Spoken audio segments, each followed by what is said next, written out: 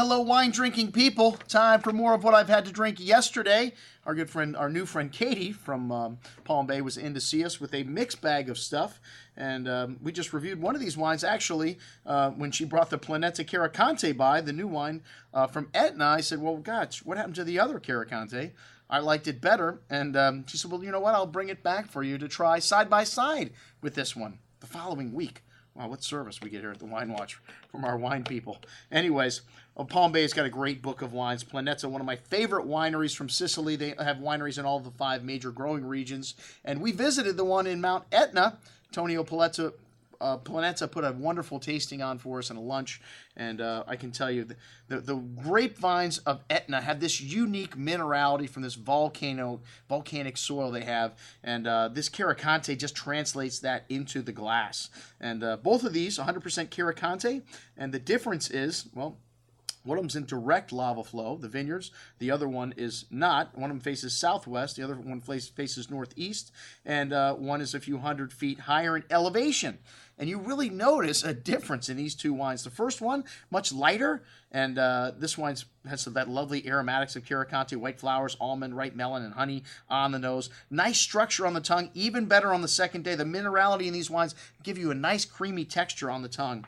And a little note of bitterness on the finish. Very good juice. A great entry-level Caricante. But the Eurozone 1614, wow, this is excellent stuff. And this is one that's a little bit higher, a little bit more minerality to me on the nose, that waxy honey and almond note, a little bit more intense ripe tree fruit, and a lovely thickness on the palate. And this wine just goes on and on the finish. Definitely a longer, more layered finish here, more minerality, excellent juice. At $30, both of these wines, great examples of Caricante from Etna. All right, then down to Campania, or up to Campania from there, we have Feudi di San Gregorio, one of the first wineries here to really focus on quality. They brought Riccardo Cortarella in to help them consult here, and he's one of the most famous guys, Falesco, and many other wineries that he's brought to fame. This Feudi di San Gregorio makes quintessential examples of these unique varietals that you find in Campania, like Falanghino, Greco di Tufo, Fiano di Avellino. Hey, you just like to say these wines. They just roll right off your tongue, and very different wines. The Falanghina we started off with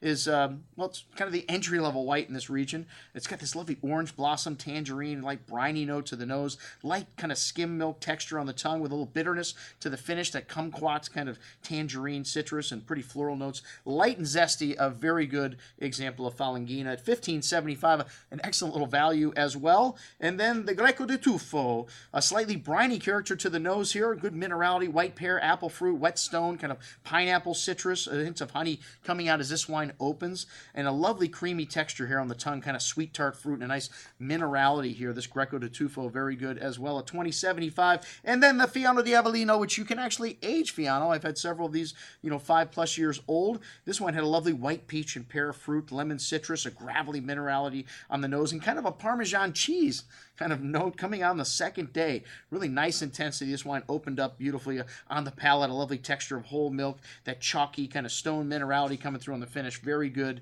at $20.25 as well. 3 very good values. I can't express how much value you get in these unique whites from Italy that you can find for $20 or less. All right, and then the Rosario, which is kind of the weirdest rosé I've ever had. It really had this strong animal, funky kind of aroma to the nose. And, well, I guess that's what you get when you make Aglianico into a rosé, which is a wild grape to begin with.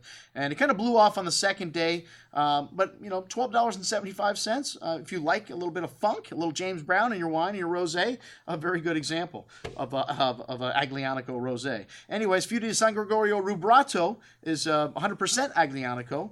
And this has got this wild character on the nose, like I just mentioned, this wild herb and flower complement to the red and blackberry fruit. Really smooth and easy drinking, though, for this wine, which can be so big and rustic. You get that wild flowers and herbs on the finish. Very good juice. And then the Terrassi Aglianico. This is a big boy, the 2010, an outstanding vintage down south here. And this is a very complex bouquet, wild cherries, black raspberry, crushed flowers, sweet herbs, dried meats, certain gamey quality here. A big wine on the palate, but a nice savoriness to the finish. Lovely balance here, and lovely length here. An excellent example of Terrassi at $40.50, man. Italy still delivering in the red category. If you look at some of the great wines from the south like this wine, you can buy for $40 a bottle. Wow. All right, that's what we had to drink drink with our friends from Palm Bay. I'm your host, Andrew Lampasoni, signing off for the Wine Watch, saying remember, always drink the good stuff first.